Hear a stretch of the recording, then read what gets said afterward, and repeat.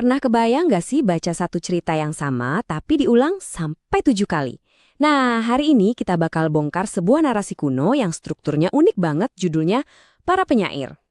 Jadi, coba kita mulai dengan pertanyaan ini deh. Gimana kalau bagian paling penting dari sebuah cerita itu bukan plotnya, tapi justru polanya? Nah, ide ini nih yang bakal jadi kunci kita buat ngebahas semuanya hari ini. Oke, jadi kita bakal menyelami surah Asy-Syu'ara. Ini surah ke-26 dalam Al-Quran, isinya 227 ayat. Cukup panjang ya, dan di dalamnya itu tersembunyi sebuah pola cerita yang, wah, benar-benar nggak biasa. Oke, kita masuk bagian pertama, sebuah kisah yang diceritakan 7 kali. Sekarang, kita akan coba urai pola ilahi yang jadi jantung dari surah ini. Jadi, polanya itu konsisten banget dan selalu ada 3 langkah. Gini nih, pertama, seorang nabi datang, bawa peringatan dari Tuhan. Kedua, kaumnya nolak mentah-mentah pesan itu, bahkan seringnya ngejek.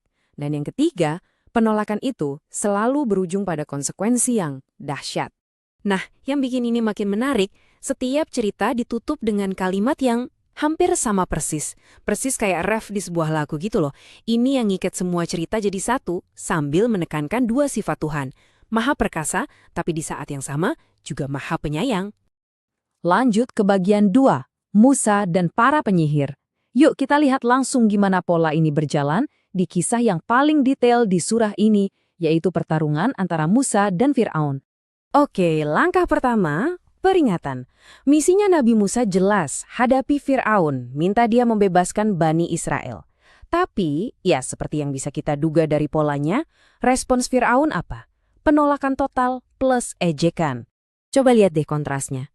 Di satu sisi, Musa bawa pesan ilahi yang agung. Firaun, dia nggak balas pakai argumen, tapi malah pakai penghinaan personal. Langsung bilang Musa, orang gila. Nah, ini dia langkah kedua, penolakan total. Musa nggak banyak debat, dia langsung tunjukin bukti. Boom! Tongkatnya jadi ular beneran, tangannya bersinar terang banget. Tapi Firaun tetap aja keras kepala. Dia bilang, ini cuma trik sihir murahan. Merasa di atas angin, Fir'aun ngumpulin semua penyihir terbaik kerajaannya. Niatnya sih mau mempermalukan Musa, ternyata rencananya jadi bumerang. Justru para ahli sihirnya itu, para pakarnya sendiri, langsung sadar kalau ini bukan sihir biasa. Mereka langsung sujud dan beriman sama Tuhannya Musa. Dan akhirnya, sampailah kita di langkah ketiga, konsekuensi. Setelah nolak terus-terusan, Fir'aun dan pasukannya ngejar Musa sampai ke tepi laut. Dan di sanalah hukumannya datang. Laut terbelah, Musa dan kaumnya selamat. Lalu, laut itu menutup lagi, menenggelamkan Fir'aun dan seluruh tentaranya. Lengkap sudah polanya. Oke, bagian ketiga, ruang gema kenabian. Kisah Musa tadi memang yang paling rinci ya, tapi ternyata dia nggak sendirian. Pola yang sama ini terus bergema, berulang, lagi dan lagi. Lihat deh, polanya sama persis. Kaum Nuh ngejek, datang banjir bandang. Kaum Ad sombong, dihancurkan angin topan. Kaum Thamud bunuh unta suci, langsung binasa. Kaum Lut dihujani batu. Kaum Syu'aib yang suka curang, kena azab. Peringatan, penolakan, konsekuensi. Lagi, dan lagi, dan lagi. Nah, sekarang bagian keempat, wahyu bukan rima. Setelah kita lihat pola yang kuat banget ini, di bagian akhir surahnya ada twist. Sebuah kejutan yang akhirnya ngejelasin kenapa judulnya Para Penyair. Pasti kepikiran kan, kenapa surah yang ceritanya terstruktur banget gini malah dinamai Para Penyair? Aneh kan? Jawabannya itu ada di ayat-ayat terakhir.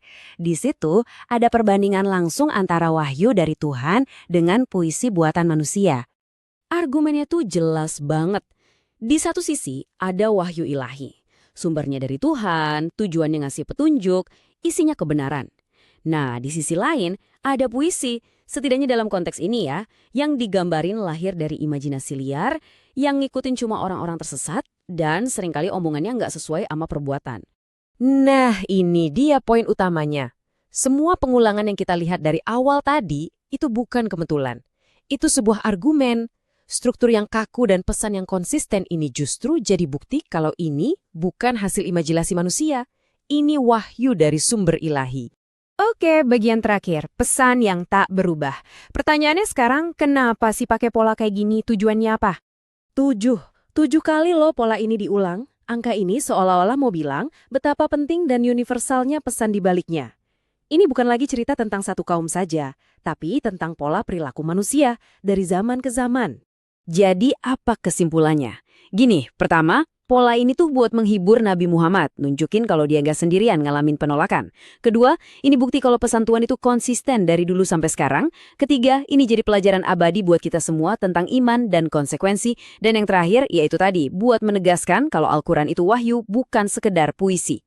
Dan bahasan kita kali ini ditutup dengan ayat terakhir dari surah ini. Sebuah kalimat penutup yang powerful banget, yang merangkum semua tema tentang konsekuensi. Ini jadi pengingat buat kita semua bahwa setiap tindakan pasti ada ujungnya. Dan pola sejarah selalu ngasih kita petunjuk tentang apa ujungnya itu.